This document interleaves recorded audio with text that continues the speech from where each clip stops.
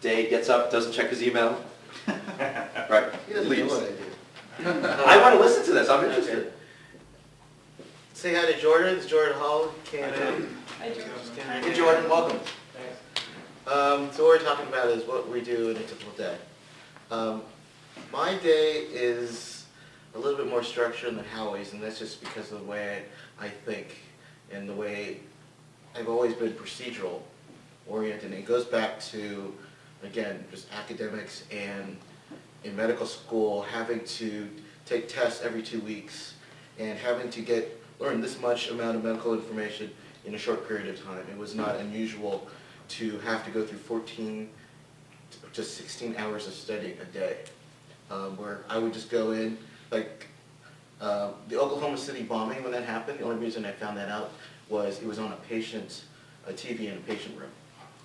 It was just and it's something, it was incredible because it really improves your organizational skills and your time management skills, but it's just like current events would just be a blur. So there's like a period from like 2 or 3 years, I didn't even really know what's going on. And something's very kind of pop culture issues coming. Very difficult to do. So what I do in a day is one thing that really helped, that I know a lot of people here do a lot of things and seem to be organized at time, but I think it's always something you can always improve on. You can always try to improve on things. And as someone who was an avid book reader, I used to read a lot of fiction books. I paid more attention to the nonfiction books of personal development and success.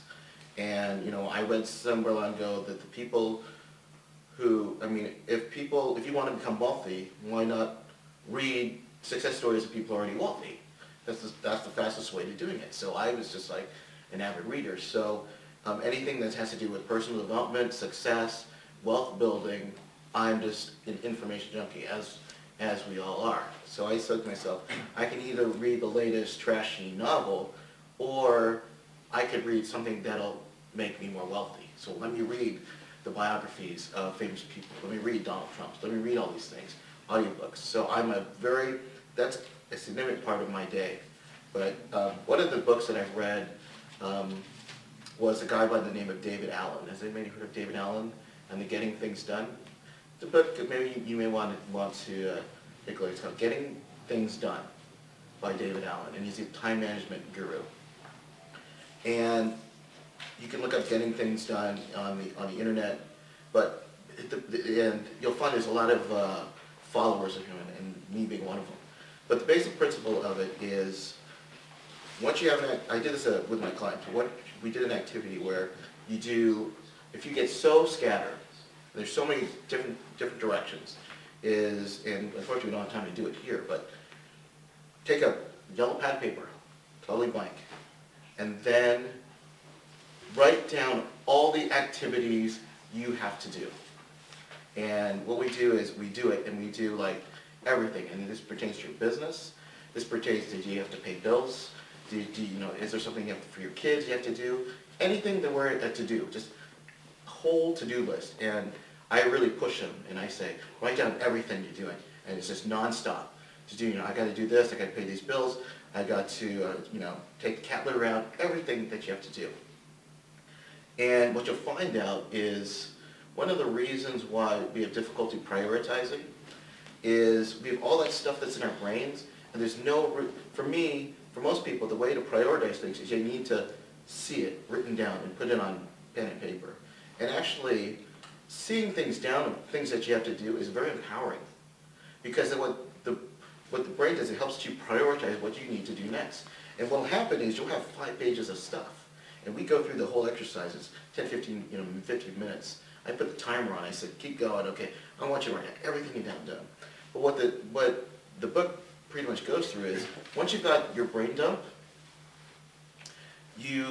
for each of the items, you do is you find that some of them you can do in just a few minutes.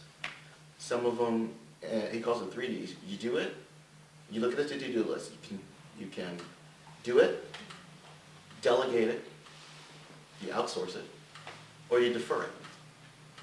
So do it within a few minutes, delegate it, or defer it.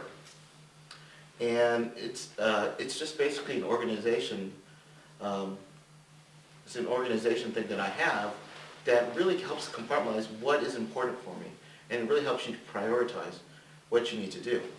Because what I see, a lot of the problems that I see for internet marketers is the reason why things aren't getting accomplished is you don't have to answer to anybody. One of the reasons it attracts is we don't want a boss. Well, the good thing about bosses is they tell you what you have to do. If you're an employee, you're going to get that thing done, you're going to get fired, right? So you have to do it.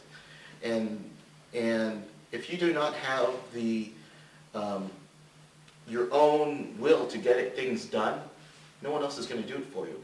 One way that you can overcome that is by partnering up with someone who can keep you accountable. So accountability is very important. But that's one of the reasons I see where, oh, I couldn't get anything done, I couldn't do it, is because, and this isn't like, and I'm not saying that you guys are, because you guys are a much more different group than some other clients I have, and they just can't, they don't know where to go. It's just analysis paralysis, which we're going to talk about. But, so basically what I do is I take all the to-do lists, and then where's my thing? And like I said yesterday, I'm a planning junkie.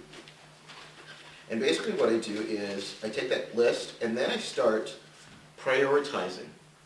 And one of the ways I prioritize is what is going to become, what's the most profitable way. And you can prioritize it, what's going to make you happiest, whatever you want. For me, the easiest way, what of these activities is going to be the most profitable for me? Everybody has ideas, but how many people act on those ideas? We've all got ideas. And if it's an idea that it's just going to take too long to implement, don't do it. If it's something that's profitable and you think you can make money right away, then that's the one you go for. I think the other problem I see too is when people try to do a task, when you do something, how much of that task are you responsible for? I see a lot of the problems I see is too many people put themselves for that project to work. They're in chemistry we call it the rate limiting step. If it doesn't, the project doesn't move on unless it's dependent on me.